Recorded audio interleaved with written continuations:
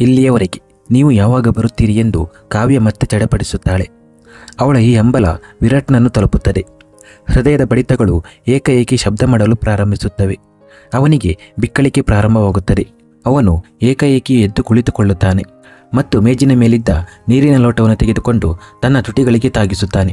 ಆದರೆ ಬಿಕ್ಕಳಿಕೆ ನಿಲ್ಲುವ ಲಕ್ಷಣವೇ ಇರಲಿಲ್ಲ. ಮುಂದುವರಿದ ಭಾಗ. ಅವನು ಬಾಲ್ಕನಿಗೆ ಹೋಗುತ್ತಾನೆ. ಆದರೆ ಬಿಕ್ಕಳಿಕೆ ಹೆಚ್ಚುತ್ತಲೇ ಇರುತ್ತದೆ. ಓಹ್ ಛೇ, ಈ ಬಿಕ್ಕಳಿಕೆ ಎಲ್ಲಿಂದ ಶುರುವಾಯಿತು ಎನ್ನುತ್ತಾನೆ. ಅತ್ತ ಕಾವ್ಯ ಹಾಸಿಗೆಯಿಂದ ಎದ್ದು ಗೋಡೆಯ ಮೇಲಿದ್ದ ವಿರಾಟ್ನ ಫೋಟೋವನ್ನು ತೆಗೆದು ತನ್ನ ಎದೆಗೆ ಒತ್ತಿಕೊಳ್ಳುತ್ತಾಳೆ.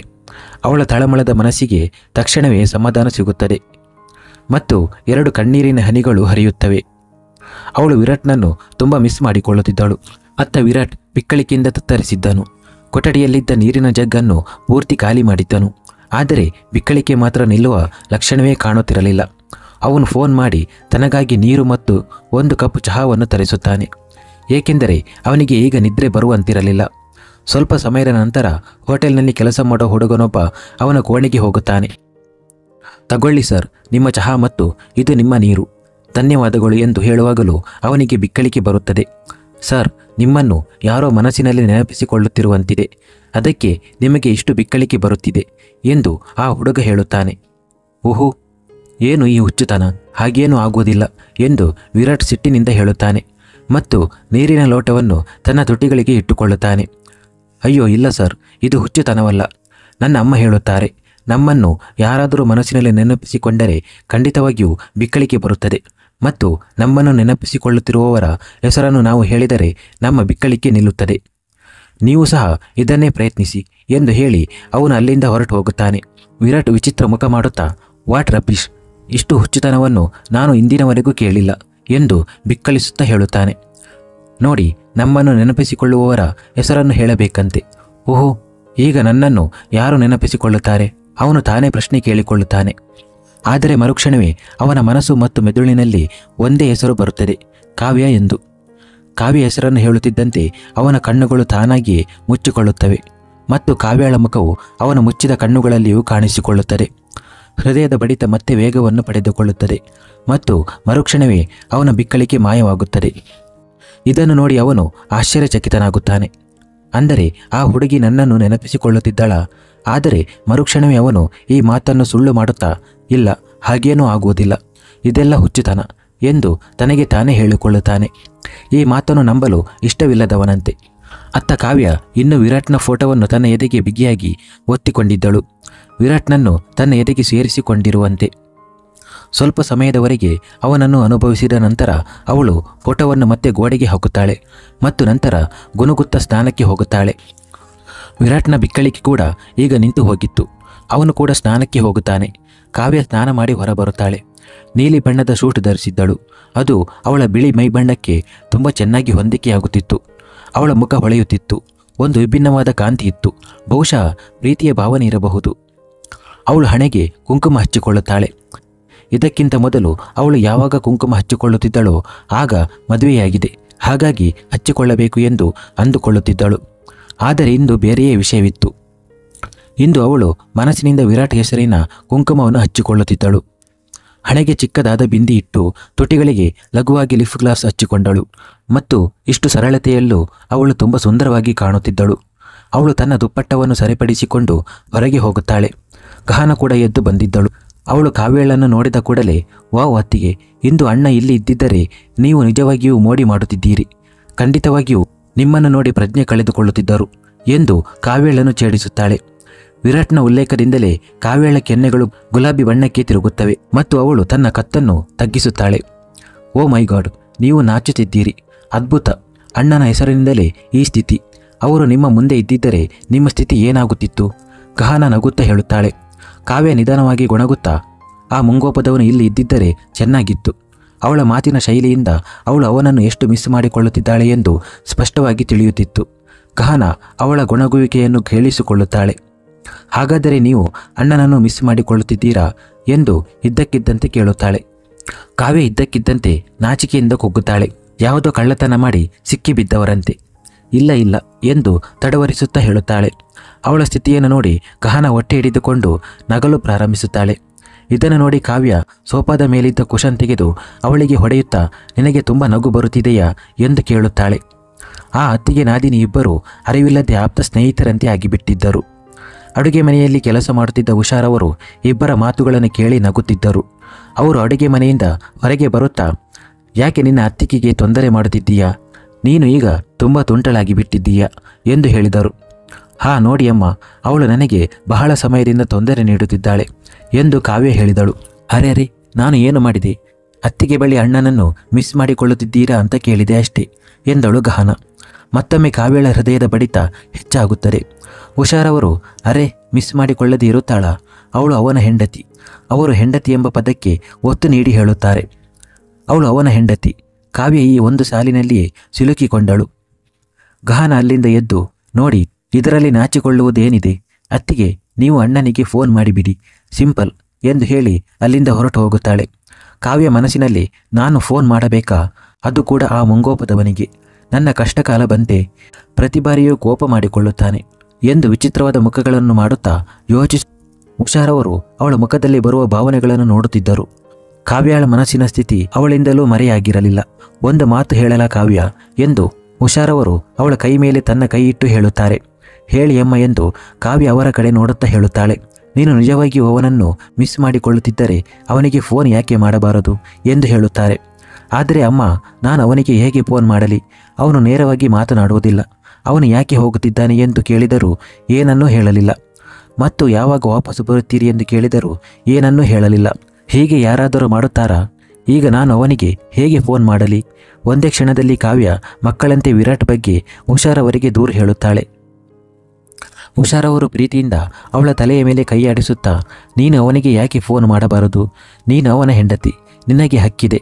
ಆದರೆ ಮಗಳೇ, ವಿರಾಟ್ ನಿನ್ನ ಗಂಡನಾಗುವುದು ನೀನು ಸ್ವತಃ ಅವನ ಹೆಂಡತಿಯಾದಾಗ ಮಾತ್ರ ಎಂದು ಉಷಾರವರು ಅವಳಿಗೆ ಬಹಳ ಸರಳವಾಗಿ ಅರ್ಥವಾಗುವಂತೆ ಹೇಳಿದ ಆ ಮಾತು ಬಹಳ ಆಳವಾಗಿತ್ತು.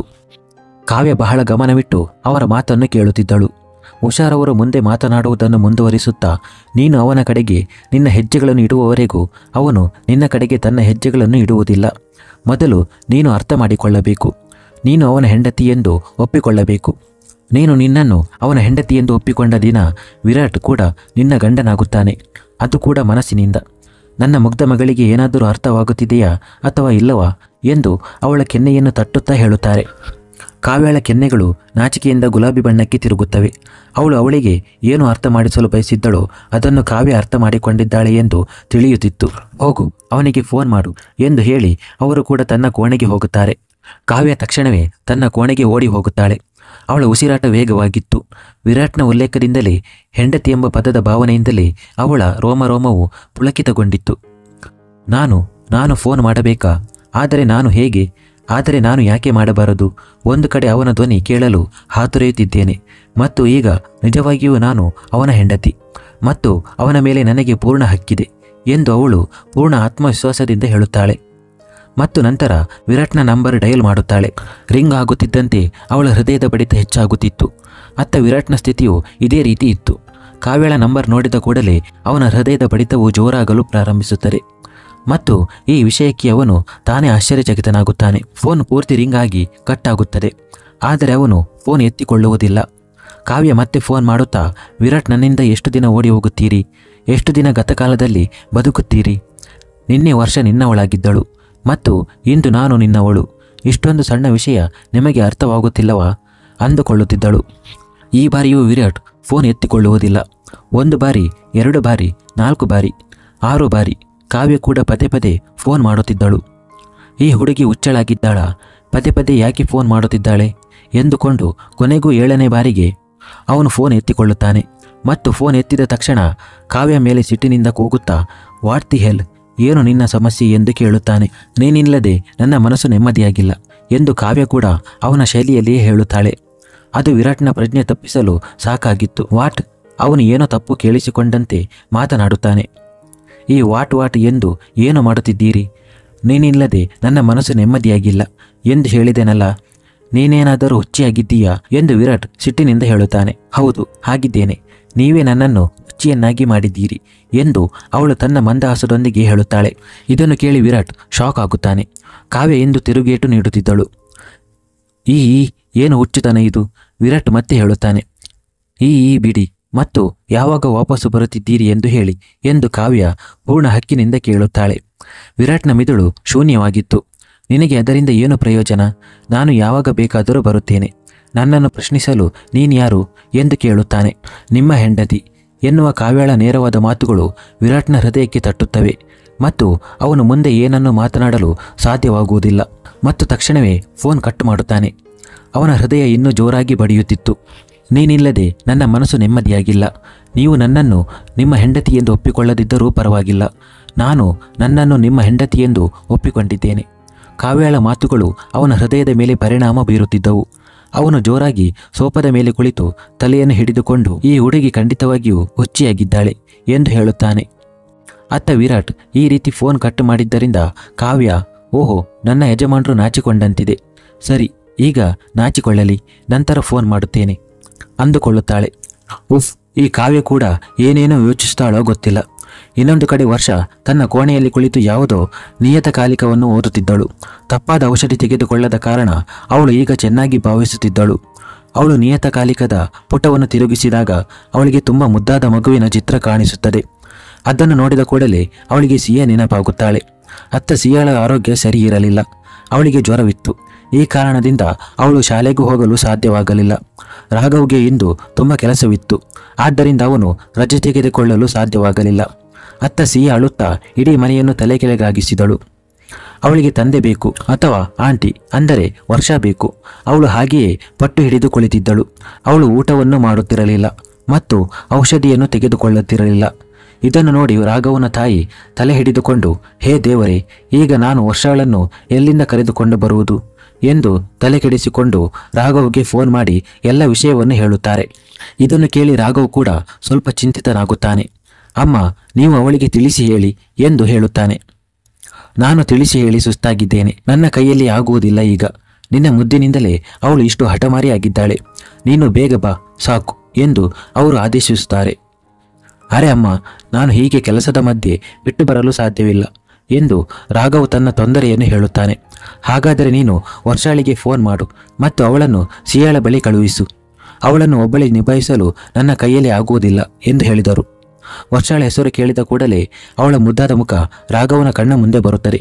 ಆದರೆ ಮರುಕ್ಷಣವೇ ಎಚ್ಚೆತ್ತುಕೊಂಡು, ಅಮ್ಮ, ನಿಮ್ದು ಅತಿಯಾಯಿತು. ಹೀಗೆ ಯಾರನ್ನಾದರೂ ತೊಂದರೆ ಮಾಡುವುದು ಚೆನ್ನಾಗಿರುತ್ತದಾ ಎಂದು ಹೇಳುತ್ತಾನೆ. ಹಾಗಾದರೆ ನೀನೇ ಹೇಳು, ನಾನು ಏನು ಮಾಡಲಿ? ನನಗೆ ಏನೂ ಗೊತ್ತಿಲ್ಲ. ನೀನಾದರೂ ಬಾ ಅಥವಾ ವರ್ಷಾಳನ್ನು ಕಳುಹಿಸು ಎಂದು ಹೇಳಿ ಫೋನ್ ಇಡುತ್ತಾರೆ. ರಾಘವ್ ಹಲೋ ಹಲೋ ಎಂದು ಹೇಳುತ್ತಲೇ ಇರುತ್ತಾನೆ. ಓಫೋ, ಈ ಅಮ್ಮ ಕೆಲವೊಮ್ಮೆ ಶಿಯಾಳಿಗಿಂತಲೂ ಹೆಚ್ಚು ಮಗುವಾಗುತ್ತಾರೆ. ಈಗ ನಾನೇ ಹೋಗಬೇಕಾಗುತ್ತದೆ ಎಂದು ಹೇಳಿ ಅವನು ತನ್ನ ಕ್ಯಾಬಿನ್ನಿಂದ ಹೊರಗೆ ಹೋಗುತ್ತಿದ್ದಂತೆ ನರ್ಸ್ ಒಬ್ಬಳು ಬಂದು 5ನೇ ನಂಬರಿನ ಹಾಸಿಗೆಯ ರೋಗಿಯ ಸ್ಥಿತಿ ಗಂಭೀರವಾಗಿದೆ ಎಂದು ಹೇಳುತ್ತಾಳೆ. ಮುಂದುವರಿಯಿತು.